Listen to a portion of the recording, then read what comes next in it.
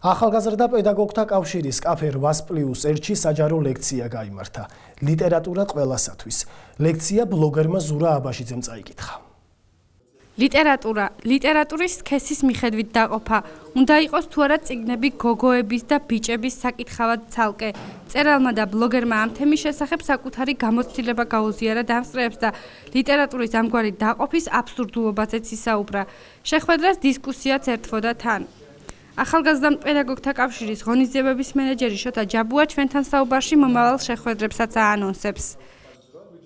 ჩვენ საზოგადოება ვართ, ჩვენ გონია რაღაც წიგნები უნდა დაიყოს ორ ნაწილად, გოგოების და ბიჭების საკითხავად. ამას განაპირობებს ალბათ უნდა თუ არა გამომცემლობები, როცა გამოსცემენ თქვათ გოგოების საკითხავ წიგნებს, ბიჭების საკითხავ წიგნებს, ეს მიჩნეულია რომ თქვათ პირატებზე წიგნები აუცილებლად, მეკობრეებზე წიგნები აუცილებლად უნდა იყოს ბიჭების საკითხავი წიგნი, ხოლო პრინცესებზე საკითხავი გოგოების პრინცესებზე წიგნები გოგოების საკითხავი. და ეს ყველაფერი საბოლოოდ იწვევს იმას, რომ რაღაც საზოგადოება რაც შეცვლილობაში შედის და ყავს ლიტერატურას სქესის მიხედვით. განვიხილეთ ორი წიგნის მაგალითზე, ვისაუბრეთ ასეთ იმდრენის ბიოგრაფიაზე, მის წიგნებზე, ასევე ვისაუბრეთ თანამედროვე ბესტსელერზე, შიმშილის თამაშებზე და ლექციამ ჩაიარა საკმაოდ საინტერესოდ, როგორც აღმოჩნდა.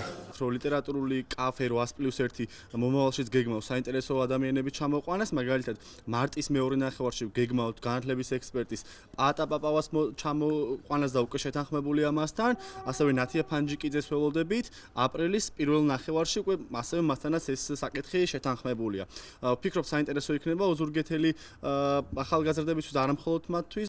შეხვედრა ახალგაზრდული ცენტრის ინიციატივით გენდერული კვირეულის ფარგლებში გაიმართა.